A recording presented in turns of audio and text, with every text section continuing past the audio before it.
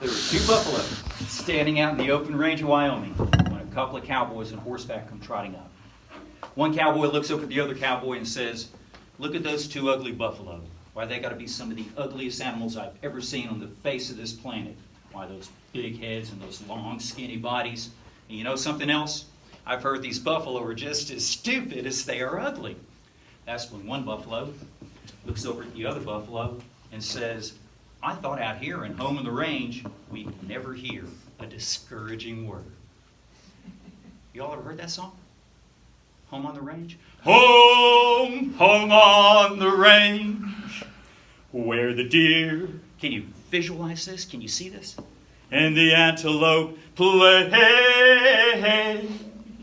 where seldom is heard a discouraging word. We can do better than this. When I say, "where seldom is heard," you say, "a discouraging word, where seldom is heard. A discouraging word. And the skies are not cloudy all day." And the skies won't be cloudy all day.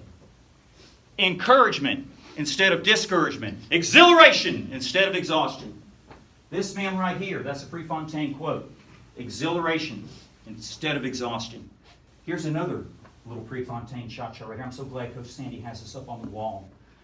He says, "I like to throw out the early challenge." Now, folks, that's pretty heavy duty. Y'all ever heard of Steve Prefontaine? Yeah, he's a front runner. "I like to throw out the early challenge." That's phase one. Phase two, he says, "Then I like to see who in this group with me can whip himself into teetotal exhaustion." That's even more heavy duty. But he doesn't stop there. And then he says, to see who's the toughest here and who's tough enough to press on. That's vintage Prefontaine. That's how the guy thinks. That's how he operates. And you know the rest is history for that man. Now, before I say another word, one thing, if you all ever get into any kind of public speaking or whatnot, you got to figure out who your audience is. You got to know that, are you addressing your audience's needs? Are you on their wavelength? Are you in the right zone with them? Corey Diaz, as you all know, Diaz has done some tremendous research. He's trying to put us in positions to win, regardless of what your definition of winning is. And through all the research that he's done, the latest that he's come up with, and this is some mighty fine stats right now. Future projections, our girls are favored to win, finish 9th, and our varsity guys are predicted to finish 10th. So what I need to know before I say another word here, are y'all good with that? No. Thank you. Thank you, because if you said yes, I'm done. I might as well head on out that door and I'll be your best cheerleader tomorrow. Thank you. Therefore, it is going to take an extraordinary effort to win a state championship tomorrow. Remember, I said there's different definitions of win.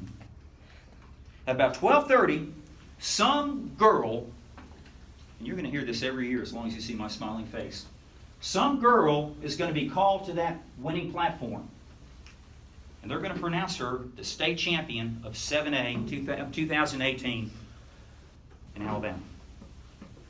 And when people look at this girl, they're going to say, "Wow, what an extraordinary athlete. Wow, what an extraordinary performance." And then a little after that, they'll bring up 10 more girls to get a red trophy, and then 10 more girls after that to get a blue trophy. And they're going to say, "Wow, what a bunch of extraordinary athletes putting forth an extraordinary performance." And then maybe 12:45-ish, 1 o'clock, some guy's going to get called up there to that stand. They're going to pronounce him as the 2018 7A state championship of cross-country champion of Alabama. Wow, what an extraordinary athlete, extraordinary performance. And then 10 more guys getting the red, 10 more guys getting the blue, and the same thing. Folks, I'm going to let you in on a little secret. Yeah, they're extraordinary athletes. Yeah, it's extraordinary performances. Now, y'all ever heard of church testimonies when somebody gets up and gives his testimony? So please, do you believe me that if I say anything anything about myself and my experiences that there's rhyme and reason for this? I can tell you right now that the most important thing on getting on that podium is the extraordinary effort. Extraordinary effort means everything. Everything. And if you're willing to put forth that extraordinary effort tomorrow, you will be a state champion once again, depending on your definition of winning and being a state champion. This will be crystal clear to you by the time we finish. It can mean that, and it can mean something else. And it's all good. Now, when you think about extraordinary efforts, I always like to look at the animal kingdom. And you perhaps have heard this before, just like Coach Sandy opened this up, but you need to hear stuff again and again and again. You see, somewhere in Africa, the gazelle is waking up. The gazelle knows that he must run faster than the fastest lion or he will be eaten. Somewhere in Africa, the lion is waking up. The lion knows that he must run faster than the slowest gazelle or he will surely starve. Which one are you there for, I ask? Are you a lion or are you a gazelle? Some might say, me? I'm a lion. The other might say, nah, I'm a gazelle. But it really doesn't matter what kind of animal you are. But the one thing that does matter, one thing that is life or death to these animals out there, is when that sun comes up in the morning, you'd better be running. You'd better be running. That's their extraordinary effort. You see, you can take a faster land animal, the cheetah. Those buddy boys can hum along at 70 miles per hour. Then you can take a slightly slower animal known as the gazelle once again, only 60 miles an hour. But the difference between the cheetah and the difference between the gazelle is after 16 to 23 seconds, that cheetah is hyperventilating. He's going, y'all want to see that again? That's what he does. They're out of gas. They're totally anaerobic animals. Where the gazelle, he can run 60 miles an hour all day. So it's not enough to be faster than the gazelle. The cheetah's got to come up with a little bit of a sneak attack here and try to get that little extra edge on that gazelle to hopefully get him and then eat him. Tough thing to think about. For every second that gazelle can elude that cheetah within that 16 to 23 second range, he increases his chances of survival by leaps and bounds. It's an amazing concept. The gazelle knows that he must put forth an extraordinary effort. Now, these cheetahs and gazelles, they don't think like us. See, this cheetah, 16 to 23 seconds, he's probably running a half mile in that amount of time. Our fastest guy can't run that fast. But then again, he's not a cheetah and a gazelle. But he's pretty good. Extraordinary efforts. You'll see the eyes on that animal. That animal doesn't want to get eaten. He's putting forth an extraordinary effort. There's no turning back. They don't stay up the night before. When that sun comes up in the morning, they better be running. They don't stay up the night before saying, I wonder if I'm going to feel up to putting forth an extraordinary effort or not. It's done. It's there. It's how it is. We've worked our way toward true greatness this year. You get the big picture. It's a 5-tier pyramid. You get the big picture of what it is you want to do. Whether it's a full college scholarship to Notre Dame, or whether it's, doing whatever, whether it's winning a state championship, whether it's just what have you. You get that big picture of what it is you want to do. Then you develop your process. You break it down into manageable segments to say, okay, during this part of my process, I've accomplished this part of the goal. Now I'm going to accomplish the next part of the goal. It's all one big process, like you said in the video up here. During this process, step 3, you encourage each other by what you say. Come on, pick it up. You can do it. Way to go. Don't you dare back down on me. Don't you dare. Then you inspire each other by what you do. I never wanted practice to end. I was that last guy out there doing those sprints or running another 4 or 5 mile cool down. They're saying, God, look at that guy. He can do that. I can run a couple more. Of course we got better. We became the best there was because of this kind of cha-cha. That's what you do. Now, then you got to take that dare to say, am I going to dare to step into the top of that mountain, that zone of true greatness? Yes, you do. You always take that dare. There's no backing up. Once you step into the top of that mountain, that zone of true greatness, then you don't stop there, because then you've only achieved greatness. To achieve true greatness, you continually pull as many up there with you as you possibly can, and it will make you better. And I've already seen examples of that. From the corner of this room all the way to the corner of this room, I've seen it happen. You're achieving true greatness, and you're not done. And when tomorrow's finished, you still won't be done. You're never done. Raise your hand if you think that's a pretty good thing. I'm still not done. I still want to achieve true greatness. And anybody can do this. If you're void of drive, you can't do this. But if you've got drive coming out of your ears and out of your nostrils, you can do anything within reason. Tremendous drive. Drive yourself toward true greatness. Probably the two most important things to running the best you can run and being a true champion of true greatness in every sense of the word is, number one, having the will to prepare, and number two, having the ability to compete. The will to prepare, you've done this. My goodness, have you done it well. And every coach sitting standing here, from the bottom of our hearts, we thank you. You've shown the will to prepare. You can do more. And I've had some feedback. Coach Sandy's had some feedback, all of y'all. You're realizing that as hard as you've worked, you can actually take on tougher workloads. As long as you approach it in a systematic, reasonable, intelligent fashion, you can do this. The ability to compete. I love this man's coach. He actually had two of them, Bill Dellinger, and then before that, Bill Bowerman. Bill Dellinger says, the ability to compete means you are going to perform to your optimal level best regardless of the circumstances. It doesn't matter who's in the race. It doesn't matter who's not in the race. It doesn't matter if it's hot. It doesn't matter if it's going to be cold. It's going to be cold tomorrow. Does it matter? No. It doesn't matter. It doesn't matter if it's hilly. It doesn't matter if it's sandy. It doesn't matter if it's flat. It doesn't matter if they throw you into the water like Coach Sandy said and that water's up to your chin. You are going to perform to your optimal level best regardless of the situation. And when you do, you've won. And you might be thinking, well, this guy's in the race and that girl's in the race. If you, after your will to prepare, if you really conceptualize what it means to say, I have the ability to compete, you have no fear. From this point on, I don't know what you've been doing with all these 86,400 seconds in your life every single day that you're blessed with. But from this moment on, you are now officially requested by me and your coaches between now and after 12:30 tomorrow to void yourself of fear. No fear. I'll tell you why.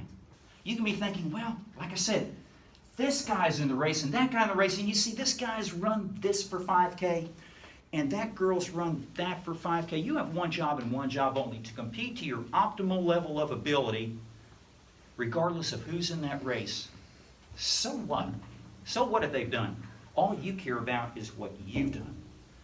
This is what fear will do to you. Let's say, I said, Josh, tomorrow before you run, I want you to eat a full pizza and eat maybe half a dozen to a dozen donuts. How do you think he's going to do? Pretty bad. He might not only will he possibly not finish, he might not even make it to the starting line. You know why? Because he's filled his system full of garbage. And when you have fear, you're filling your mind, your heart, your soul, you're filling it full of garbage.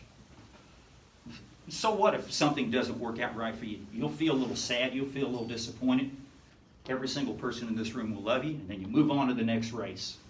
No fear. The will to prepare, you've done this, and the ability to compete. I think you've done a pretty good job at that too. I really, really do. But tomorrow you're going to blow it out of the park because you're going to have no fear. And how are you going to have no fear? Everything is good. Now this is where I get into a little bit of my own personal testimony here. I am not a football coach. But the football coaches at Pinson Valley High School for 1 year, they kind of liked what I was doing with the conditioning, and they kind of liked what I was doing with the speed training. And I guess they thought maybe I had a little bit of drive and a little bit of enthusiasm. Kind of like to think I do. Thank you. Thank you. And it means a lot. I see y'all smiling right here, and this warms my heart. And so I became a football coach. I was in charge of the conditioning and this and that. And I think they let me do a little bit with the free safeties out there because it's kind of a speed-oriented position. All right. I don't know about anything about the formations, defensive techniques, a 4-eye or this or that, running 32 trap. You know, this is all for football terminology. I was just kind of out there. But I'll tell you what I do know. I do know what it takes to compete, and I do know what it takes to win, and I can see when somebody's beat. I can see when that head starts going down. I can see when that fire sucks out of their eyes. And when that happens, I see a whole bunch of different football players out there. And the biggest thing that got my attention was the yellow piece of cloth known as the penalty flag. So you got these guys busting their gut trying to get 10 yards a pop to move those chains and get the next first down. And all of a sudden, a little piece of cloth gets on the ground. They back those guys up 5 yards. They back them up 10 yards. They're not the same team anymore. They look lifeless. They look confused. They look dejected. They look like the game was over. And this is even in the first quarter. And I got them all together. I said, listen, from this point on, everything is good. Everything is good. And they bought into it. We were the only team out there. Whenever the official threw a flag, we say, yeah! Yeah! And the officials are looking at us like, I've never seen anything. It boggled these officials' minds so bad that I could tell they were hesitant to penalize us again. They didn't know what to make of it. We went undefeated, and we doubled the team score that we played. Undefeated, we just blew them away. Now, am I the guy that made it all happen? No. I made a small contribution here, but it was a good one. This stuff works. No fear, and everything's good. Say you want to get out fast, then you get knocked down on your rear end like this guy right here. Is that bad? No, it's good. It's good. Do you know why? Because he gets back up. He gets back up and gets us a place in that meet that we never would have had if he hadn't gotten back up. You get ready to attack that middle. And all of a sudden, you thought you were going to feel a little stronger there. And this guy or girl that you're duking it out with there, maybe doing a little more than what you kind of hoped they would do. Is that good? It's great. Because it's going to test your inner resolve. It's going to test what you're made of. You don't have to verbalize this to anybody, but every single 86,400 second moment of your day, you got to say, I'm going to show the world what I'm made of. No, this is good. You get into that three-phase kick. You're not quite sure if you have it. That's good. Because one way or another, you're going to keep reminding yourself of this video here and Coach Sandy's story and some of what we're saying here. You're going to say, I'm going to do this. And the reason you're able to do this is because for all the reasons that somebody says you can't do something, if you've got that right grit, gut, and gumption and determination in you, these are precisely the reasons why you can. If you get knocked down by a car in a 26.2-mile marathon and everybody says drop out, and I'm thinking, as long as nothing's broken, yeah, I'm going to prove to people I can finish this race. And then it gets a little better, and then I prove to people I can win this race. Running 32-minute less 10K. Because of all that fire. Me getting knocked in my rear end by a car is a good thing. When I got people telling me, hey, we're running Air Force Academy.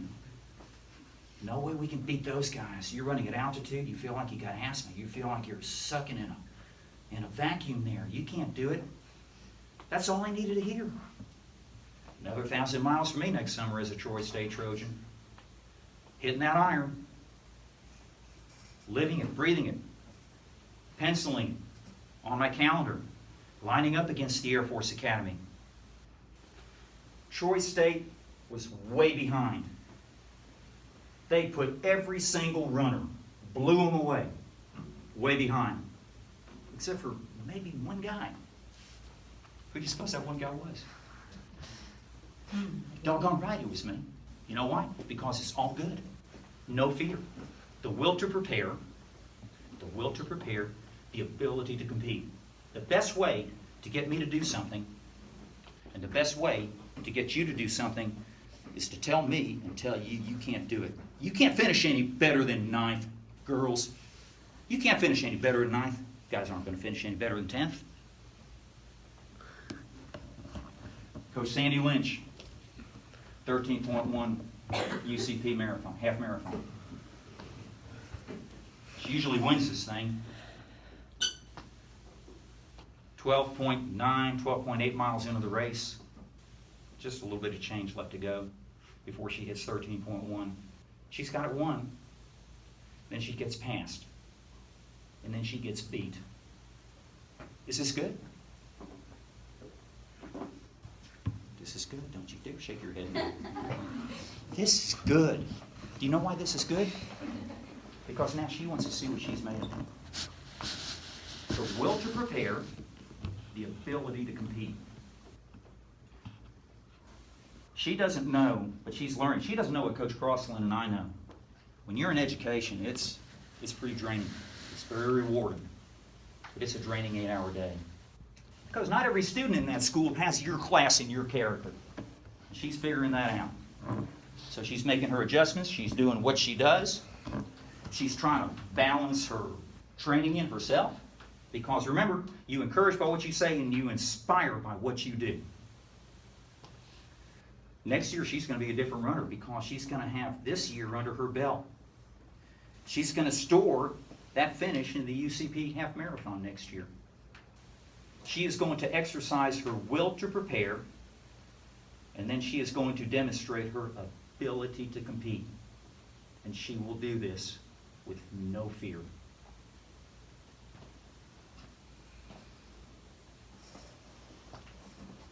And the way you do this is you say, yes, yes.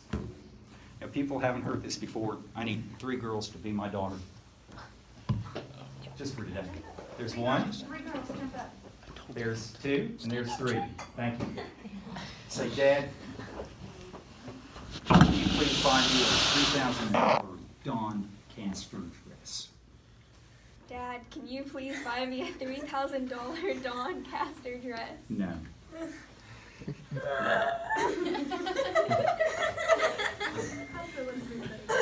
Dad, will you please buy me a $60,000 Mercedes?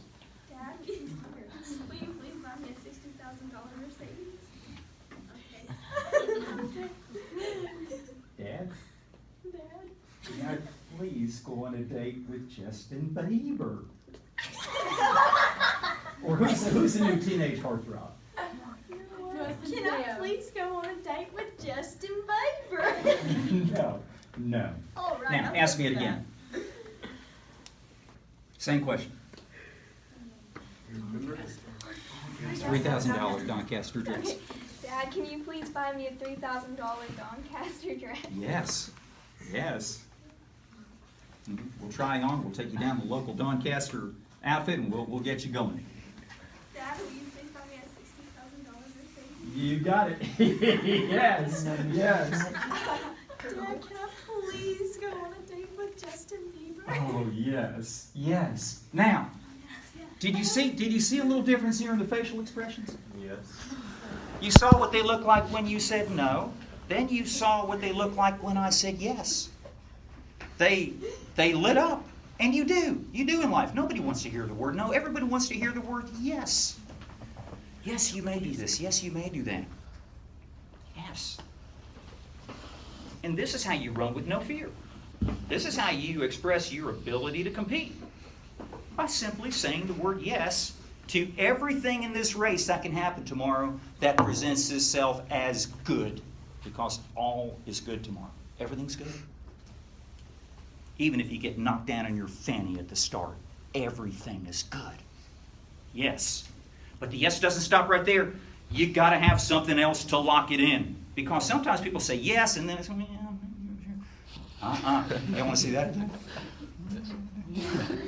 It's not yes, it's yes. In other words, yes, I'm gonna hit this hill. Yes, I'm gonna charge past this guy. Yes, yes, I'm going to get one more. Yes, yes, I'm going to start shifting into this three-phase kick. Yes, yes, yes, yes, yes, yes. Because if you get right down to it, it's always too soon to quit. You hit this first obstacle. I don't know, obstacle. I don't know if I feel like doing it. You tell yourself, yes, yes, always too soon to quit. You come to the next obstacle. Yes, yes, not going to do it because it's always too soon to quit. Always too soon to quit. Always too soon to quit. Always, always, always, always, always too soon to quit. And that's the way it is in life. And that's what separated you all from the rest of the pack and will continue to do so because of your ability to not be void of drive, to say yes, yes, to never have fear, and never say, and never let yourself be a victim of that always too soon to quit. Because so many people do. The great Harry Houdini. He was the greatest escape artist in the world. He could break loose of any kind of chains. You could submerge him in any kind of a stone encapsulating type thing. Nothing could stop Harry Houdini. They used to have publicity stunts where he would go to these different towns and they would try to see, and they would pay him money, of course, that's one way he made his living, to see if they could come up with a jail cell that he couldn't break out of, and it never worked. Until one day, one town said, we think we finally got a lock that you can't break. They had a big parade, they had all kinds of festivities, they brought Harry Houdini to this town. He got him in the jail cell. You got 24 hours to get out. He immediately took off his belt. He started taking his clip out, and he started going to work on that lock. And it wouldn't budge. 1 hour went by. 2 hours went by. 23 hours and 59 minutes. This guy, he didn't sleep. He couldn't let this happen. He had beads of sweat coming down his eyes. And he's doing everything. Finally, he just collapsed with exhaustion. And when he collapsed against the door, it opened up. And the reason the door opened up is they never locked it in the first place. Because they knew there was no door that this guy couldn't bust out of. It was open the whole time. The only lock that Harry Houdini had was the lock that he had in his mind himself. The dog on the chain. This dog, big brute. He would see this cat come by at 2 o'clock in the afternoon every day. He'd start snarling, he'd start growling, he'd start running after that cat, and all of a sudden he'd get to this maybe Bennett brake shoe, and boom, those feet went up in the air, he went flat on his back, and the cat would tippy-toe away. 2 o'clock the next day. There it goes again, and again and again and again. Finally, this dog said, I will have no more of this. And before he got to Bennett Brake's shoes, he would start slowing down. Because he kind of finally realized that it wasn't going to work. One day the chain wasn't even fastened anymore. Somehow it got loose. The cat came by. He ran to that point, stopped. The cat went on. What was blocking that? What was the only chain that dog had? The chain in his mind. The chain in his mind. The will to prepare, the ability to compete with no fear, and everything is good. Everything is good tomorrow.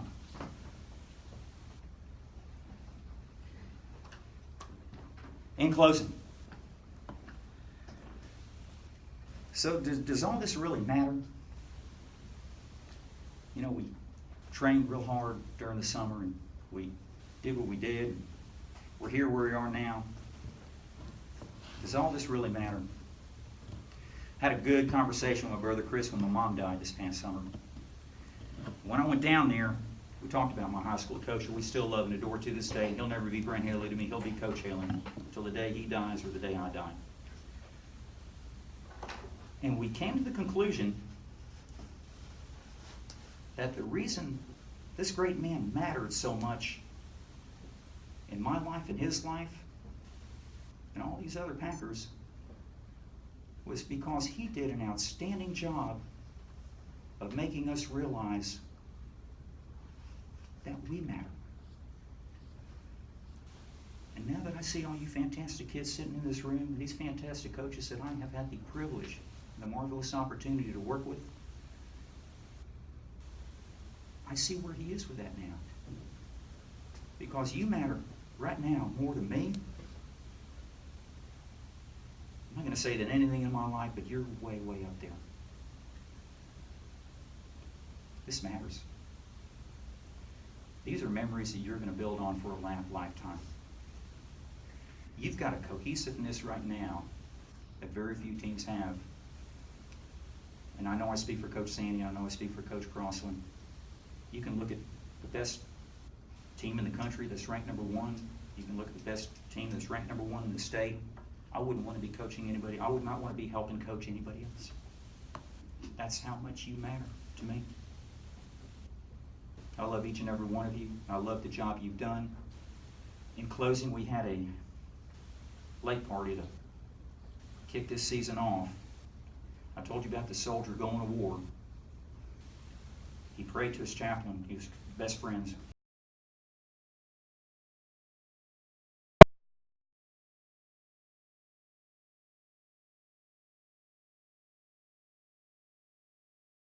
As he prayed that he would go with him, you've got somebody else in here too. I know we all think highly of you, but the heart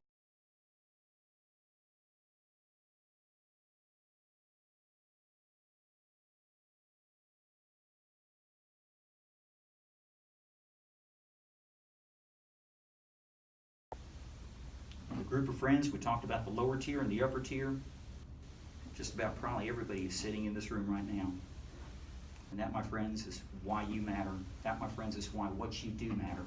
And that, my friends, is why I consider myself the luckiest man in the world to be part of this great outfit. Thank you all from the bottom of my heart. Thank you. Thank you.